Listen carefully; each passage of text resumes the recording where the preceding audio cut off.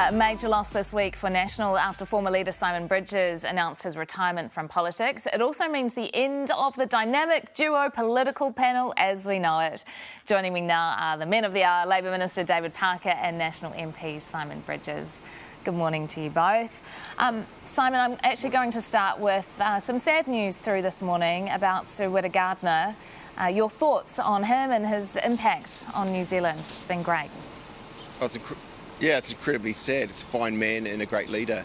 And, just think of Hekia and his wider whānau, and, they're in our thoughts at this time.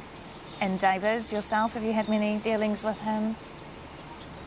A lot, actually, through the years. A lot of time for Sir Whitta, former military man, a leader within Maoridom, huge service to the National Party itself, but also to public service, a big loss, and my thoughts go out to Hekia and family as well. And we're hearing that it's a big call, but he has asked for no tangihanga because he wants the public health workers to be prioritised and the demands on frontline workers to be recognised. And just on healthcare, we spoke with Dr. Ashley Bloomfield on the programme yesterday, and he was saying that, there's no crisis currently in healthcare. Senior doctors have said, well, that's absolutely not true, that they're having to compromise mental health care, cancer care, all those kinds of other health monitoring has been compromised. David, again, is this kind of an example of officials lacking in acknowledgement about what people are really going through? No, not at all. I'm with Dr. Bloomfield here. The Ukraine's a crisis. People, women and children being blown to bits, people in shelters, cities without food and water. COVID is a crisis with millions of people dying around the world. The health system is under pressure because of COVID and because of other factors, but I think he's right to call it under pressure, not a crisis. Right, yeah, it's a word that has come up a lot, hasn't it, in the last week or so. Simon, the Prime Minister, of course, we heard saying it wasn't a cost of living crisis. Then she kind of later admitted it was. Well, funnily enough, she actually said that there was all sorts of crises coming because on Monday she said, my job is not just to get us through the pandemic, it's to get us through the economic crisis that's following. How bad do you think that is going to get? Personally, I don't want to be all doom and gloom, but I do think you look around the world, it's not all New Zealand issues, or there's some New Zealand factors at play.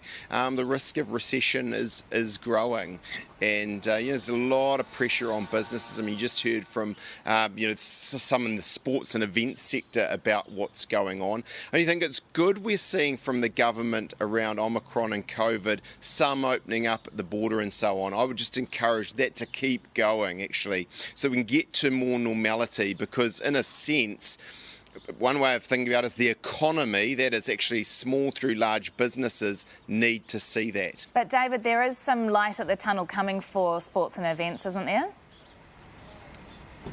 Yeah, there is. You can see that we're rapidly opening up. International travel's opened up again for New Zealanders very soon for tourists. Next week we'll be making announcements about what happens to vaccine certificates and vaccine mandates.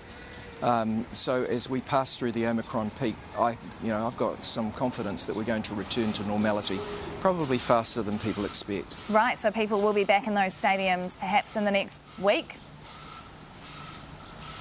It's certainly not in the next week, because we are in the midst of an Omicron peak, but you can see things, even though we're at peak, the hospital system, whilst under pressure, is under control, and we've got enough ICU beds, etc. So.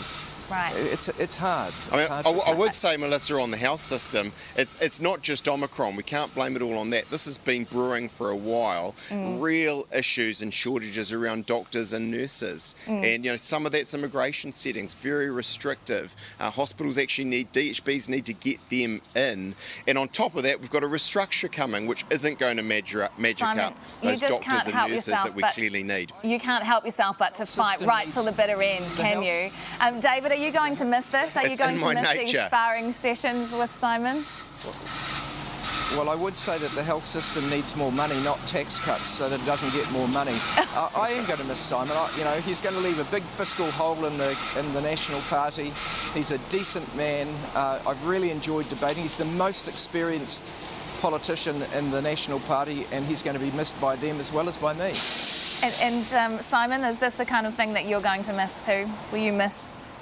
Oh, Miss David? shucks, that was very nice, David. Yeah, I will. You know, I don't want to turn this into too much of a love fest, but you know, I think what I would say about David, while we're having this mutual appreciation, is he is a good, decent person who believes in what he's doing, is in politics for the right reasons. And you know, we can spar and sometimes get you know, a little bit annoyed or grouchy with each other about various issues, but I think in the end, dare I say it, we're both in politics for the right reasons, or we have been, and you know, we both love this country and are working for that, as I say, the right reasons. You guys are so cute. If only we'd had this unity all the time, we might have got some things sorted out. Labour Minister David Parker. We had a bit of it over the years. Yeah, there was. Labour Minister David Parker and National MP Simon Bridges, thank you very much.